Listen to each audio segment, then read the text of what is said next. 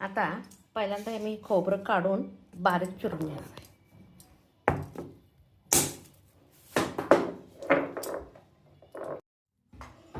आता पाक काढून घ्यायला पाहिजे. तर त्यासाठी कढई गरम करायला ठेवते लो फ्लेम करून. आणि हे खोबरं 2 वाटी झाले. त्याला मी 1 वाटी गूळ घेतला आहे. आपल्या घरी गोडाचं प्रमाण किती आहे त्याच्यावर अवलंबून ठेवायचं. आमच्या घरी थोडं प्रमाण आहे कमी असते मी हाफ घेतले. आता खोबरं पहिल्यांदा मी बारीक करून घेते. 1 वाटी गूळ घेतला आहे. कुणाला जास्त आवडत असेल तरी जास्त घेतलं तरी चालते, काय प्रॉब्लेम येत नाही. आता खोबरं बारीक होण्यासाठी अगदी 1 चमचाभर पाणी घालायचं एवढंच. आता खोबरं झालं आहे बारीक.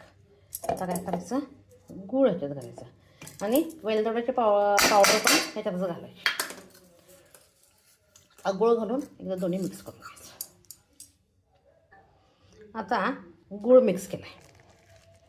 आता हे 5 मिनटं सारं वर ठेवून सोडायचं गॅसवर लो ह्याच्या. पाणी वगैरे काय घालायची गरज नाही.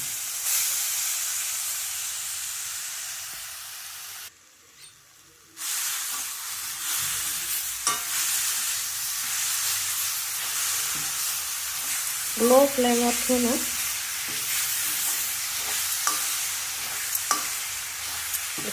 5-6 मिनटं तरी हे करायचं. म्हणजे त्याचा पाण्याचा अंश जायला पाहिजे आणि गुळाचा चुकून एका दुसरा खडा जरी राहिला पाहिजे.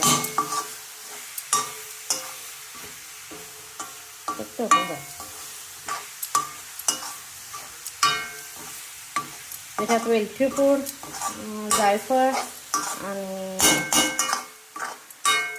खसखस भाजून बारीक करून घातली चालतं.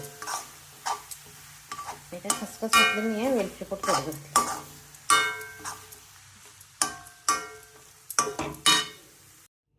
आता गॅस बंद केला आहे.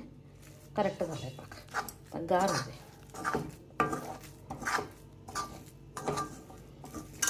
छान गार झालं की एकच चांगला पडा. ओबट काय ओबट. आता एक बॉईल काढला.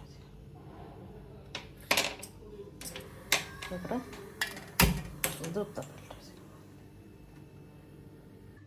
आता आम्ही पाणी घातलंय, मीठ घातलं. म्हणजे मीठ विरघळण्यासाठी पहिल्यांदा मी पाणी घालून घेतलंय. आता ह्याच्यात पाणी तेवढं गव्हाचं घ्यायचं.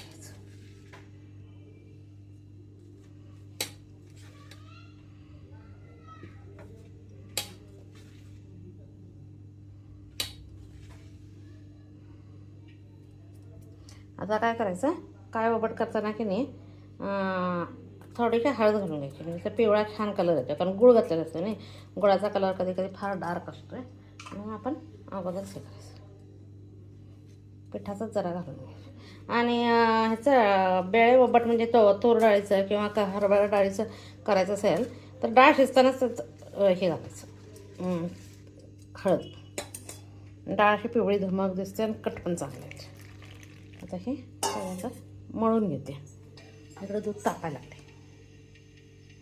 हे जरा कणिक अशी मळून घ्यायची थोडं थोडं पाणी घालून.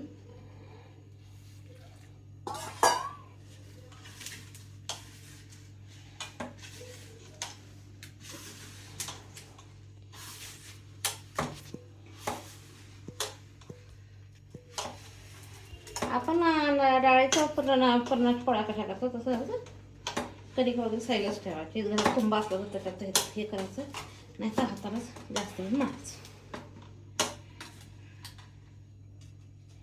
अजून थोडीशी पाहिजे.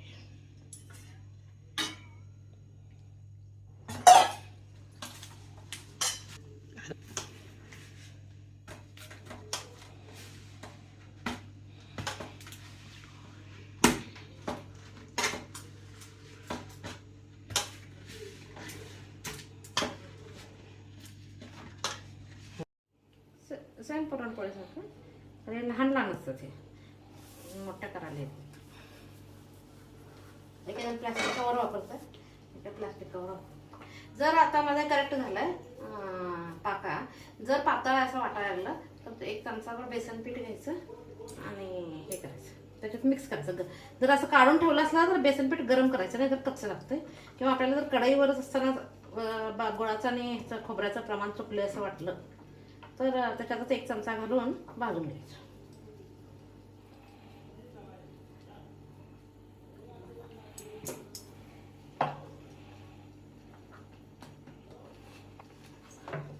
ह्या पोळ्या फार मोठ्या नसतात.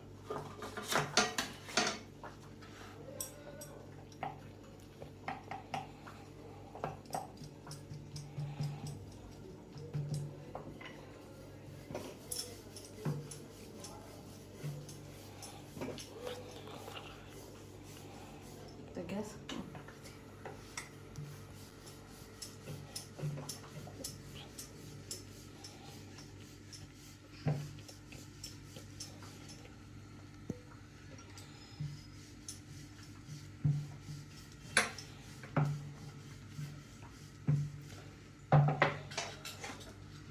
काय करायचं, तेल किंवा तूप. तेल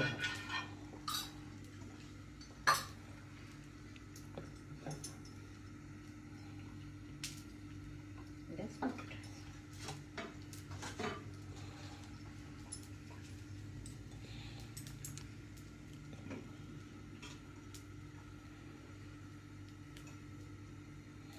किंवा पोहे जरी पाक पातळ झाला असा वाटला तर पोहे 1 अर्धी वाटी मिक्सरला घालून, म्हणजे आपली किती क्वांटिटी आहे ह्याला 1/4 वाटी पोहे मिक्सरला एकदम बारीक नाईस पीठ करायचं आणि मिक्स करायचं.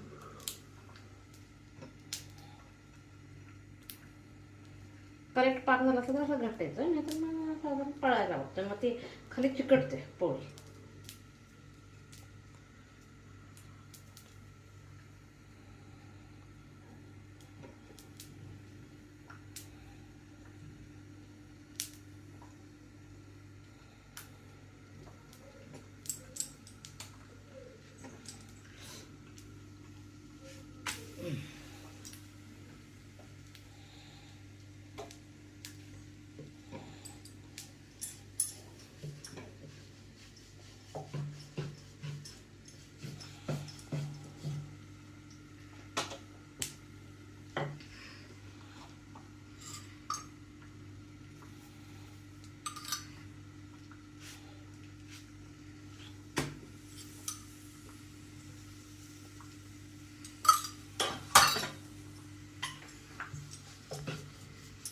आता पोळी खाण्यासाठी तयार.